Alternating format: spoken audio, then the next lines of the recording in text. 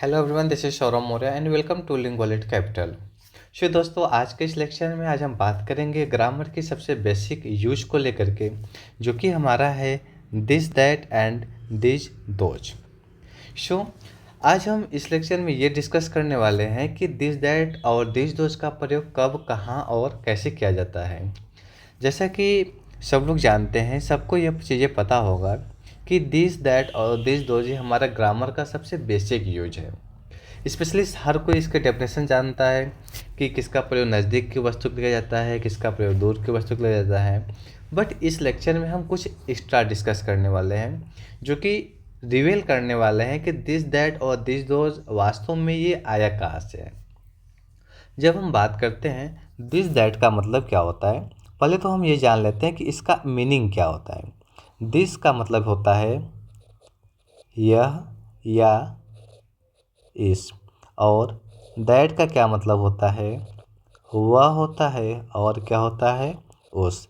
In the same way this का मतलब होता है ये या ये सब, और दोज का मतलब होता है वे या वे सब। दिस दैट और दिस दोज का मतलब क्या होता है कि दिस का मतलब होता है यह या इस होता है, दैट का मतलब वह या उस होता है। इन द सेम वे दिस का मतलब होता है ये या ये सब, और दोज का मतलब क्या होता है, वे या वे सब। दोस्तों, जब हम बात करते हैं, आप लोग आई थिंक कि पार्ट ऑफ स्पीच में पढ़े होंगे नाउन एंड द नंबर्स। तो नाउन एंड नंबर्स में वहाँ पे नंबर्स को नाउन को टू पार्ट्स में डिवाइड किया गया है। फर्स्ट क्या है आपका काउंटेबल नाउन, एंड सेकंड क्या है अनकाउंटेबल नाउन। काउंटेबल नाउन का मतलब होता है कि वे सभी नंबर जिसको हम काउंट कर सकें। जैसे मेरे पास अगर सपोज कीजिए कि मेरे पास अगर ये केवल दो कलमे हैं, तो हम इसको काउंट कर सकते हैं, मेरे पास दो कलमे हैं। बट अगर मेरे पास बहुत सारी कलमे हैं तो हम इस चीज़ को काउंट नहीं कर सकते हैं। तो इन द सेम वे हम इसको दो पार्ट में डिवाइड करके इसको हम स्टडी करते हैं। दिस दैट जो हमारा होता है ये हमारा काउंटेबल में आती है, और दिस दो जो हमारा होता है ये हमारा किस में आती है, अनकाउंटेबल में। ठीक है, अब चलिए हम बात करते हैं कि दिस दैट और दिस दोज आया कहाँ से है। जो दिस दैट है और दिस दोज है, या तो इस ये हमारा क्या है, एडजेक्टिव है। ये हमारा क्या है, एडजेक्टिव है। ध्यान दीजिएगा एक बहुत ही इम्पोर्टेंट चीज़, कि जब भी किसी भी वर्ड में ए और जे के बीच में डी साउंड आती है, तो डी हमारा हमेशा क्या होता है, साइलेंट होती है। इन द सेंस कि हम एडजेक्टिव नहीं पढ़ते हैं, इसको हम क्या पढ़ते हैं, एडजेक्टिव पढ़ते हैं। ठीक है, मैक्सिमम स्टूडेंट्स क्या है, ये गलतियाँ हमेशा करते रहते हैं, क्योंकि उनको पता नहीं होता है कि कौन से वर्ड्स कब साइलेंट होते हैं। तो ये हमारा एक एग्जाम्पल है, इसको ध्यान दे लीजिएगा। जो हमारा दिस दैट और दिस दोज है, ये हमारा क्या है, एडजेक्टिव है। अब एडजेक्टिव भी काफ़ी प्रकार के होते हैं, तो हम डायरेक्टली सारे टाइप्स को डिस्कस ना करके जब हम पार्ट ऑफ स्पीच की स्टडी करेंगे, तो वहाँ पे हम वन बाय वन करके सारे पार्ट ऑफ स्पीच और उनके टाइप्स को लेकर स्टडी करेंगे। बट यहाँ पे हम डिस्कस करने वाले हैं specially this that and this those को लेकर के, जो कि हमारा यहाँ पे जो हम आज पढ़ रहे हैं। तो जब हम बात करते हैं कि दिस दैट और दिस दोज क्या होता है, ये हमारा है एडजेक्टिव होती है। और एडजेक्टिव में होती है, एक एडजेक्टिव आपका है आई थिंक 11th या 10th नंबर है इसका, that is the demonstrative adjective. Okay, चलिए, ये हमारा एडजेक्टिव है, और एडजेक्टिव में क्या है, डेमोन्स्ट्रेटिव एडजेक्टिव है। डेमोन्स्ट्रेटिव वर्ड आया कहाँ से है, जब हम बात करते हैं डेमोन्स्ट्रेटिव का वर्ड, तो डेमोन्स्ट्रेटिव वर्ड आया है डेमोन्स्ट्रेट से।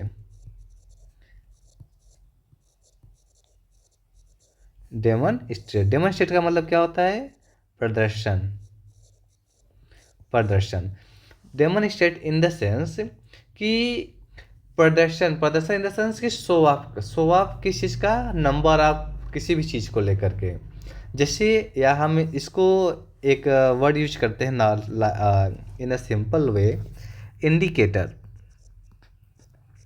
इंडिकेटर आप लोग देखे होंगे जिसके पास भाई बाइक होगी, तो बाइक में दो इंडिकेटर होता है, एक आगे होता है एक पीछे होता है। ये हमारा आपका जो हैंडल हो गया, जो भी समझ लो। तो जब हमको लेफ़्ट मुड़ना होता है तो हम लेफ़्ट वाले इंडिकेटर को साइन करते हैं, जब राइट मुड़ना होता है राइट वाले इंडिकेटर को साइन करते हैं। तो इन द सेंस कि ये हमारा इंडिकेशन का मतलब क्या होता है कि किसी भी चीज़ को इंगित करना या सांकेतिक करना। ओके, चलिए अब हम बात करते हैं एडजेक्टिव को लेकर के, कि जो हमारा दिस दैट और दिस दोज है ये हमारा एडजेक्टिव्स होते हैं। और एडजेक्टिव में कौन सा एडजेक्टिव है? Demonstrative adjective. डेमोन्स्ट्रेटिव का मतलब होता है डेमोन्स्ट्रेट करना। अब हम डेमोन्स्ट्रेटिव एडजेक्टिव को हम कितने पार्ट में स्टडी करते हैं? दो भाग में इसको हम डिवाइड करते हैं। दो भाग में पहला चीज़ क्या होता है? एक होता है हमारे पास क्या है? Definite adjective. हमारे पास एक डेफिनेट एडजेक्टिव है और दूसरा हमारे पास क्या है? Indefinite adjective.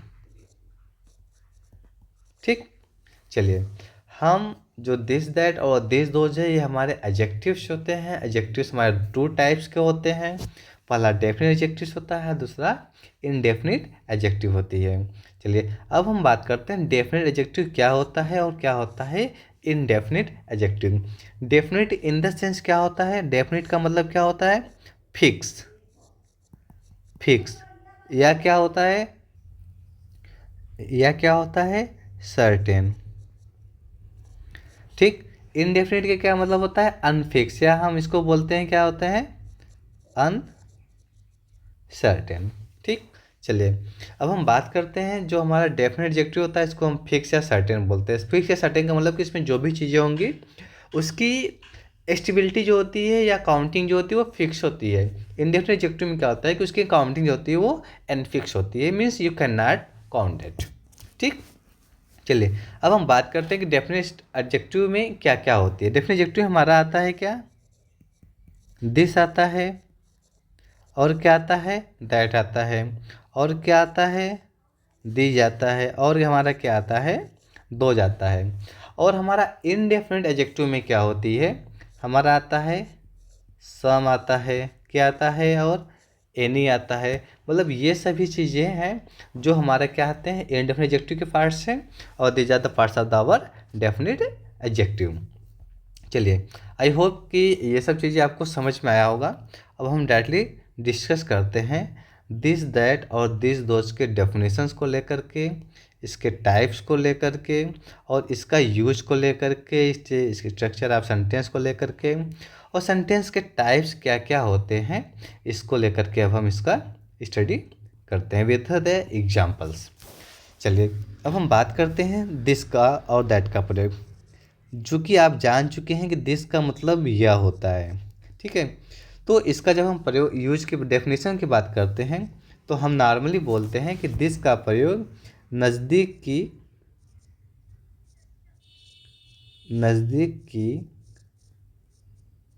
एक वस्तु के लिए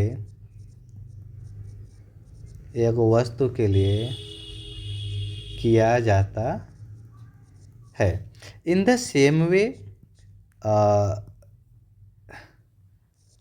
दैट का प्रयोग क्या होता है? क्या होती है? दूर की एक वस्तु के लिए किया जाता है।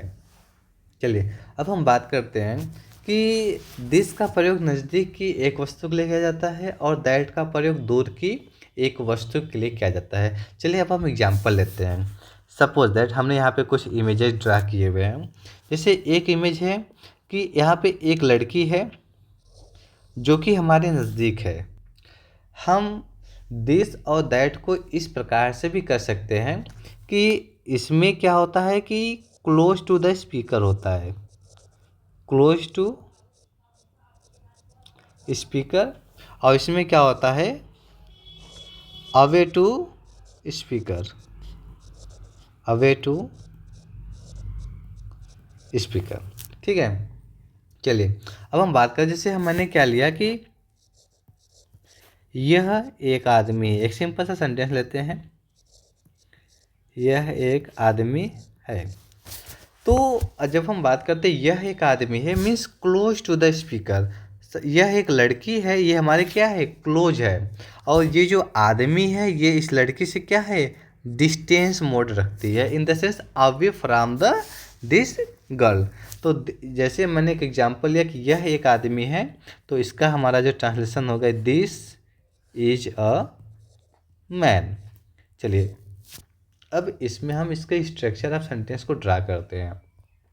नॉर्मली इतना जानते रहिएगा कि दिस का प्रयोग कोई भी वस्तु नज़दीक हो प्लस काउंटेबल हो, ठीक है। मतलब कि पहली चीज़ तो वस्तु क्लोज होनी चाहिए और दूसरा चीज़ क्या हो चाहिए, काउंटेबल होना चाहिए। Means you can count that number या दैट पर्सन और दैट थिंग, एनीथिंग, ठीक।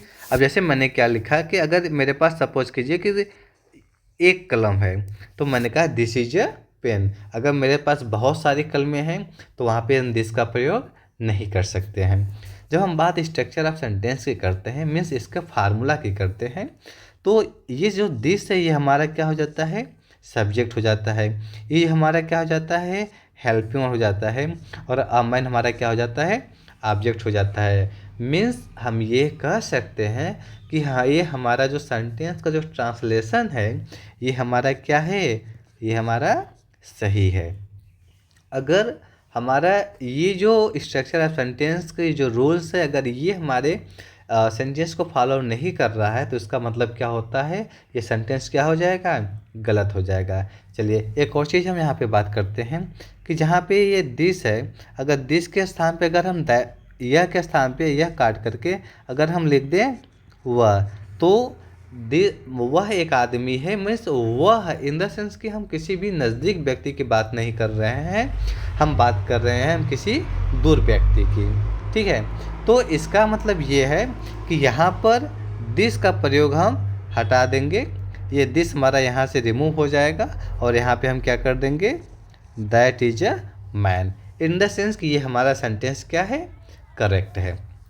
चलिए अब दूसरी चीज़, एक और हम एग्जांपल लेते हैं कि जैसे यह एक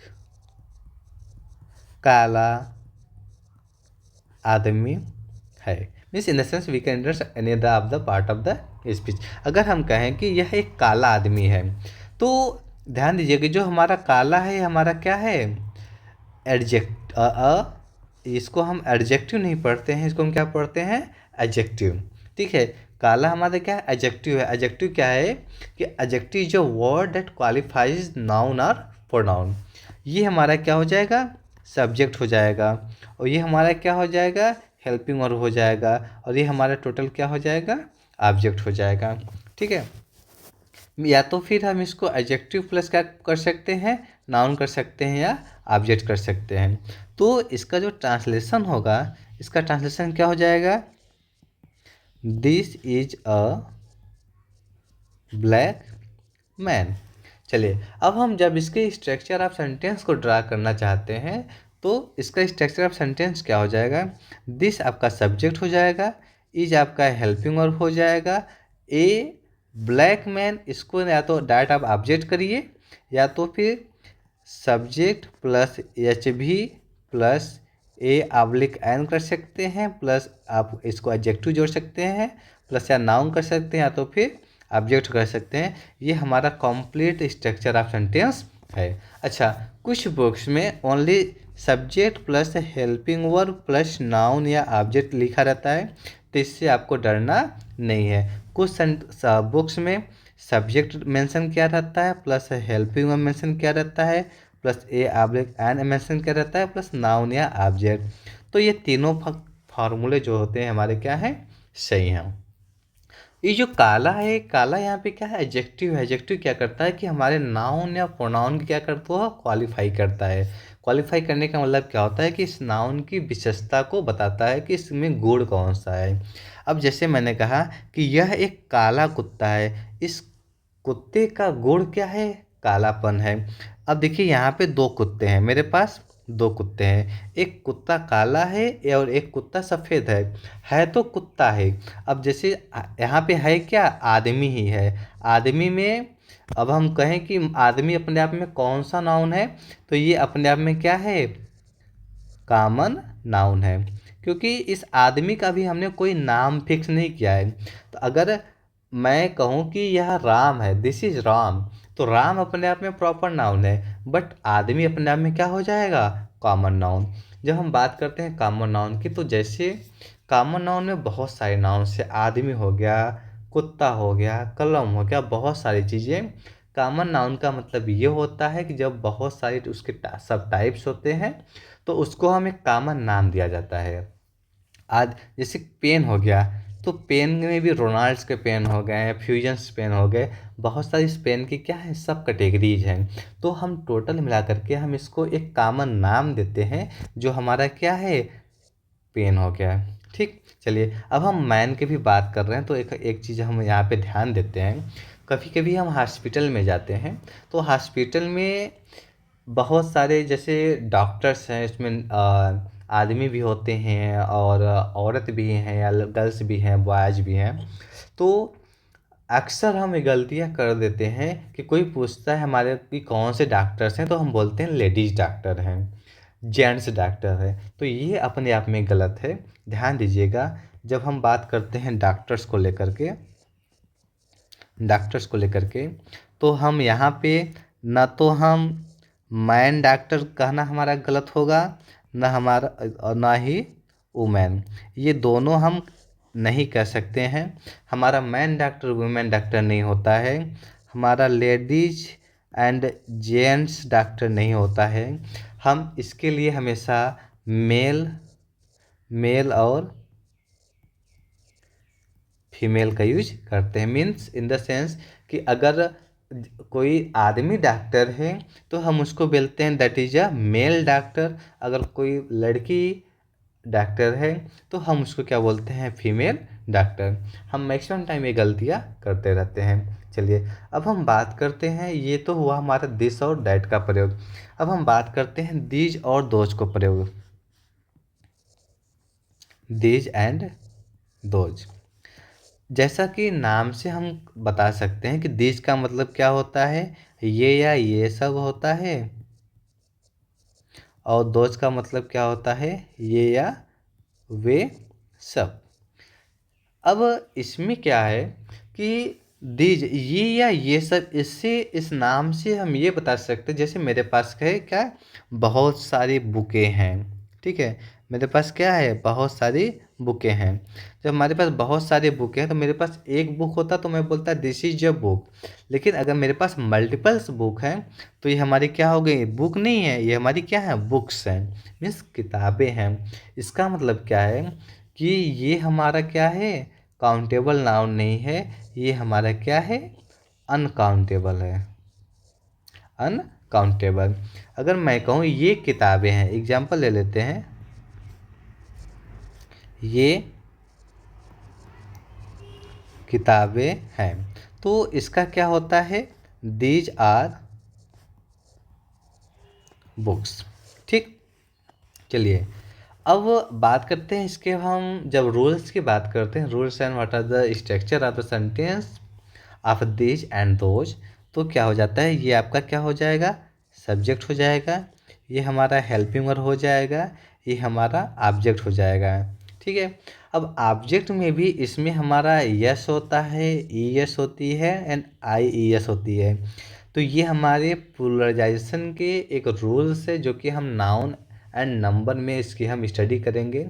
तो कौन से वर्ड के साथ हम यस का यूज करते हैं, किसके साथ हम ई एस का यूज करते हैं, किसके साथ हम आई ई एस का यूज करते हैं। ठीक है, अगर in the place of the ये, अगर हम यहाँ पे इसको काट करके अगर हम यहाँ पे वे लिख दें कि वे किताबें हैं, तो इसका मतलब जो किताबें हैं वो हमसे नज़दीक नहीं हैं, वो मुझसे क्लोज नहीं है, वो किताबें हमसे दूरी पर हैं। तो इसका मतलब हम वहाँ पे किसका प्रयोग करेंगे, दिज का प्रयोग नहीं करते हैं, यहाँ पे हम किसका प्रयोग करते हैं, दोज का प्रयोग करते हैं। ठीक है, अब जैसे एक है यहाँ पे बहुत सारी गायें हैं, तो इसका मतलब क्या हो जाएगा, दीज आर काउज। अगर मैं कहूँ वे सभी गायें हैं, that will be the those are cows. चलिए अब हम नेक्स्ट बात करते हैं type of the sentence. Means कि सेंटेंस को हम कितने टाइप से, यहाँ पे कितने टाइप के ये होते हैं सेंटेंस में हमारे, जैसे 4 टाइप से टोटल, ये हर एक सेंटेंस में आपको मिलेगा। सिंपल मिलेगा, निगेशन है, इंट्रोगेटिव है एंड इंट्रोगेटिव निगेटिव है। Negation in the sense negative sentence. Simple में क्या होता है, सिंपल में का जो स्ट्रक्चर ऑफ सेंटेंस होता है वो क्या होता है, सब्जेक्ट हो जाएगा प्लस हेल्पिंग वर्ब हो जाएगा प्लस आपका ऑब्जेक्ट हो जाएगा, नाउन या ऑब्जेक्ट कर सकते हैं। निगेशन में क्या होता है, सब्जेक्ट होता है प्लस हेल्पिंग वर्ब होता है। ध्यान दीजिएगा कि निगेशन का प्रयोग हमेशा हेल्पिंग वर्ब के तुरंत बाद ही किया जाता है। प्लस यहाँ पे नॉट कर सकते हैं एंड नेवर भी हम यूज कर सकते हैं। प्लस हमारा क्या हो जाएगा, ऑब्जेक्ट हो जाएगा। जब हम बात करते हैं इंट्रोगेटिव सेंटेंस को लेकर के, तो इंट्रोगेटिव का मतलब होता है प्रश्नवाचक।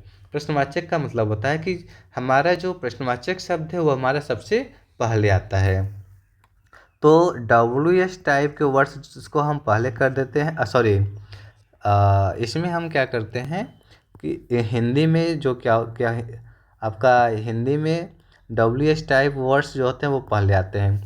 और इंग्लिश में क्या होता है कि उसमें हमारा हेल्पिंग वर्ब जो होता है वो हमारा क्या हो जाता है, पहले आता है। तो इसमें हम क्या हो जाएगा, जो ये हेल्पिंग वर्ब पे यहाँ से आकर के यहाँ रिप्लेस हो जाएगा, हेल्पिंग वर्ब हो जाएगा प्लस सब्जेक्ट हो जाएगा प्लस इंट्रोगेटिव है तो यहाँ पे नॉट एंड नेवर हो नहीं सकता है, डायरेक्ट हमारा क्या हो जाएगा, ऑब्जेक्ट हो जाएगा। इंट्रोगेटिव निगेटिव में क्या होता है, हेल्पिंग वर्ब होता है प्लस सब्जेक्ट हो जाएगा प्लस यहाँ पे नॉट एंड नेवर का प्रयोग कर सकते हैं हम, प्लस हमारा क्या हो जाएगा, नाउन या ऑब्जेक्ट हो जाएगा। चलिए अब इन सब को हम एक एग्जाम्पल के तरीके से समझ सकते हैं।